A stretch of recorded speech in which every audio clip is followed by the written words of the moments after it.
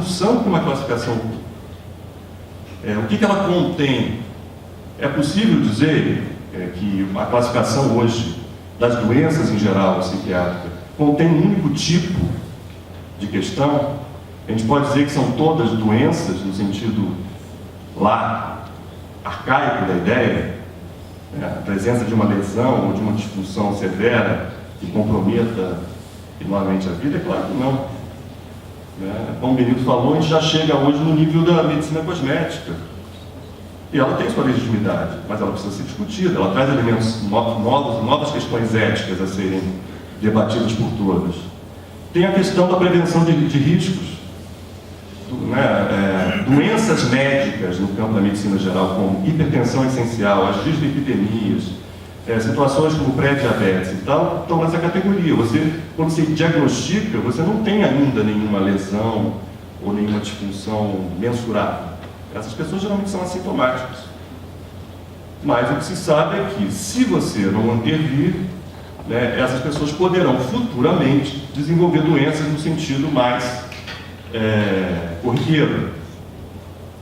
Então você não está tratando mais uma doença presente, você está tratando a possibilidade de uma doença futura. Essa é uma outra área que tem crescido muito. Ou seja, a gente está tratando vulnerabilidades e não doenças. Mas isso é explicitado? Por exemplo, no caso da medicina geral, isso não entra em discussão. A medicina geral conseguiu uma tal neutralização, entre aspas, da sua dimensão valorativa, da dimensão ética, que é assim, como se, no campo da medicina geral, tudo pode acontecer e pouco vai ser questionado. Claro que quando a gente vem para o campo da psiquiatria, isso fica bem mais difícil dessa suposta neutralidade, embora muitos gostariam que a gente pensasse dessa maneira. E o fato é que a gente precisa explicitar essas diferenças. Por exemplo, do DSM-3 para cá, se me falha, acho que foi a partir do DSM-3, sim, passou a haver uma definição na introdução do manual pela primeira vez do que é um transtorno mental. Até então, nenhuma classificação psiquiátrica no mundo inteiro, nenhuma classificações médicas, havia se preocupado em definir o que é uma doença, o que é um transtorno mental. Evidentemente, a necessidade de definir já veio como efeito de toda uma discussão prévia, de toda uma crítica prévia já sobre a medicalização e que repercutiu com essa necessidade de criar um conceito de transtorno mental. Agora a pergunta é, isso funciona bem? Evidentemente que não. Não é possível você criar uma definição para um conjunto de problemas, de situações tão diversos. Talvez fosse muito melhor, eu acho que esse é um tema que a gente poderia colocar como debate, de assumir a diversidade de situações e discutir abertamente com todos os atores interessados essas diversas possibilidades. Diagnosticar não uma patologia, mas uma vulnerabilidade para que você possa dar acesso, por exemplo, a direitos, a cuidados, a possibilidade de promoção e prevenção é socialmente legítimo. Mas é importante saber separar um aspecto do outro. Outra característica muito contemporânea é essa que o Benito falou, que está mais nesse momento mais recente, é de associar medicalização estritamente à biologização dos discursos. O Benito não mencionou rapidamente, mas é importante a gente relembrar isso. A medicalização já foi psicologizante. Se a gente entender que medicalização é pensada como discurso, prática, exercício médico, aonde antes não havia presença da medicina, o domínio da psicanálise entre os anos 50 e o início dos anos 70 representou muito isso. Lembrando que nessa época a formação psicanalista era exclusiva do médico. Nos Estados Unidos, por exemplo, psicanalista virou sinônimo de psiquiatra exatamente porque era algo exclusivamente acessível aos psiquiatras e porque, ao ganhar prestígio, passou a ser a principal forma de formação do psiquiatra norte-americano. Os psicólogos eram todos behavioristas, faziam um contraponto aos psiquiatras, ou humanistas, ou centrados no cliente, como outros uma psicoterapia centrada no cliente, que era uma outra estratégia. Então a psicanálise ocupou um nicho muito semelhante ao que hoje a gente vê pela linha biológica, o Benilton mais ou menos citou. Um discurso que pretendia ter uma penetração cultural imensa, que também entendia e propunha um borramento entre as fronteiras entre o normal e o patológico, né? Uma continuidade entre o patológico e o normal na sociedade, o que permitia também, em termos de poder profissional, jogar com essa falta de fronteiras. Isso, na verdade, terminou quando, nos anos 80, surgindo a segunda geração de psicofármacos, o psiquiatra passa a ter uma outra forma de tratar os transtornos de alta prevalência comuns, que eram tratados pela psicanálise, com medicamentos. Então, quer dizer, esses fenômenos, eles não devem ser pensados colados. Poder da corporação e modelo biologizante ou psicologizante não estão necessariamente no mesmo trilho. Eles podem estar juntos ou estar separados, depende do momento histórico, depende da circunstância sociocultural. É evidente que nesse momento a gente tem, e aí sim a favor da biologização, todo o complexo médico-industrial que tem interesses nele. Diferente da época da psicanálise, em que a psicanálise não foi fomentada ou conservada por um fenômeno dessa natureza. Um fato que o Benilton não mencionou, mas que é importante a gente lembrar, e que marca esse final dos anos 90 para cá, foi a liberação nos Estados Unidos, pelo FDA, da propaganda direta ao consumidor dos psicofármacos. Não é casual que as epidemias diagnósticas, né, como têm sido chamadas, e o uso crescente e realmente assustador do uso de muitos medicamentos surgiu a partir daí. E como o Benilton falou, a possibilidade de se dirigir direto ao consumidor é uma possibilidade ímpar, né, e extremamente favorável para a indústria de produzir demanda. Geralmente os anúncios lá nos Estados Unidos terminam assim: procure o seu médico para saber o que ele diz a respeito, depois que você já vendeu todo o produto, né? Então, você vê isso, como o Benito falou, que hoje a lógica medicalizante ela está na cultura de uma maneira ampla e difundida, e muitas vezes a dificuldade dos profissionais é inclusive se resistir a essa pressão de demanda.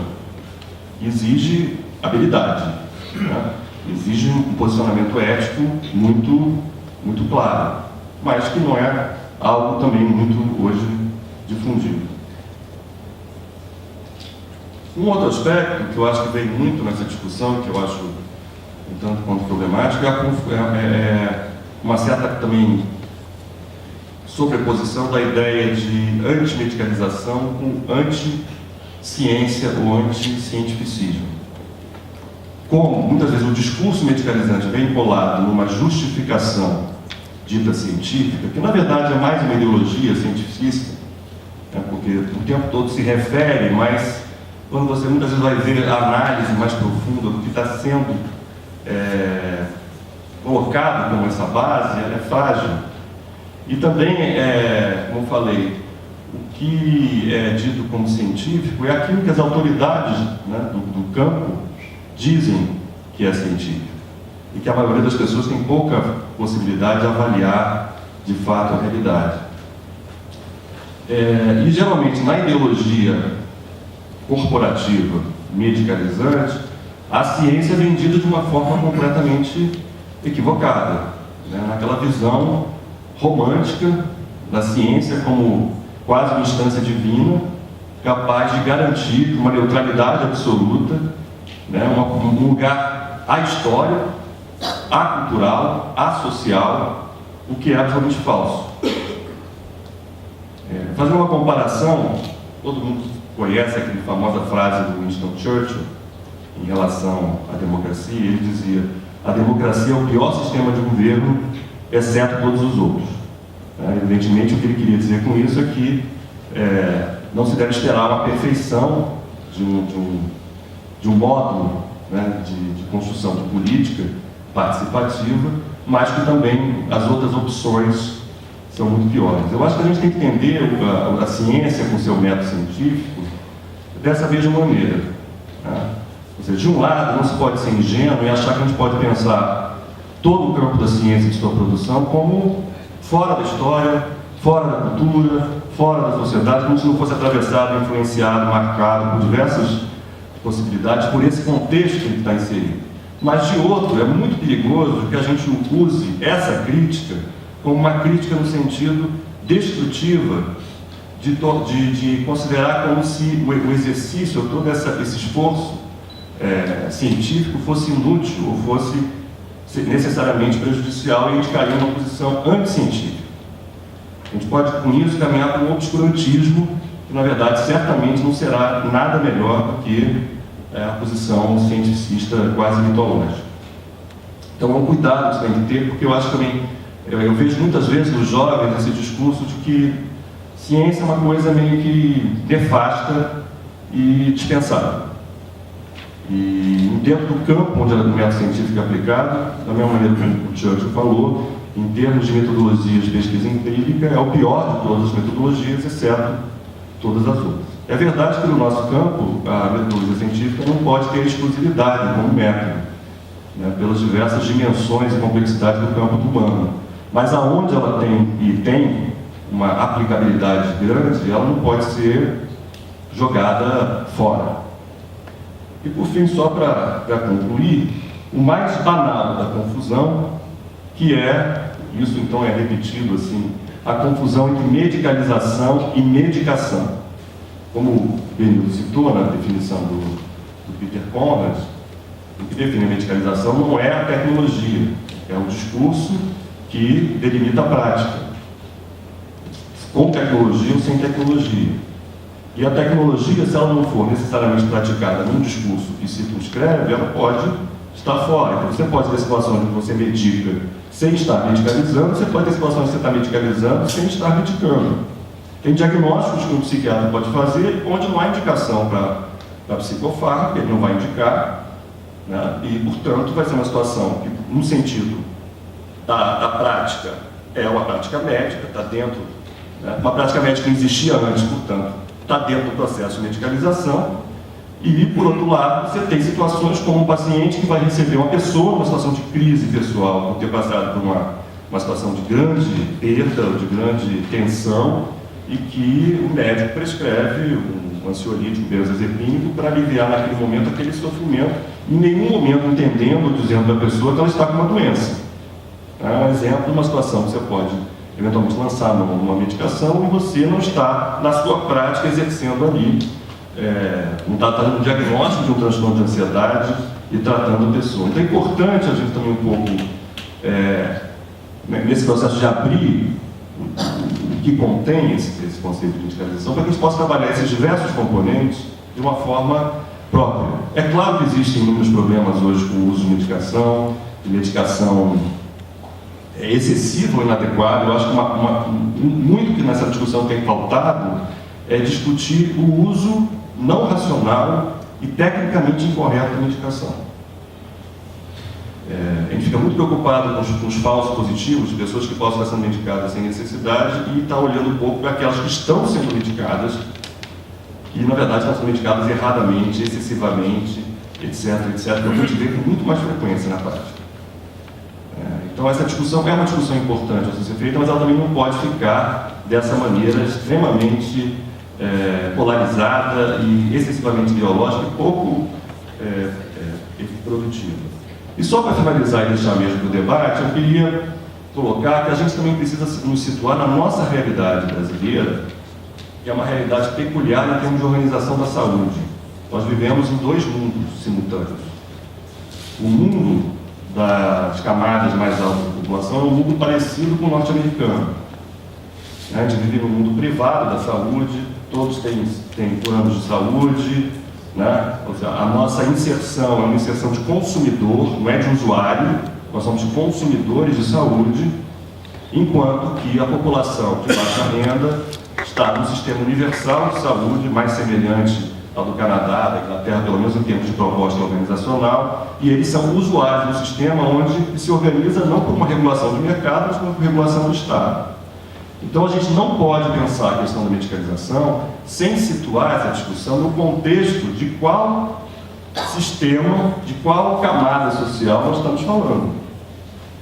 Eu tenho visto na discussão uma grande confusão. Discutir problemas que estão surgindo hoje muito mais no segmento de mercado da classe média alta, dos planos de saúde e da prática liberal privada, tá? Mas se procurando resolver o problema atuando sobre a prática pública que está nesse momento, num outro momento, numa outra situação que não é essa. Ou seja, é tentar tratar o lugar errado.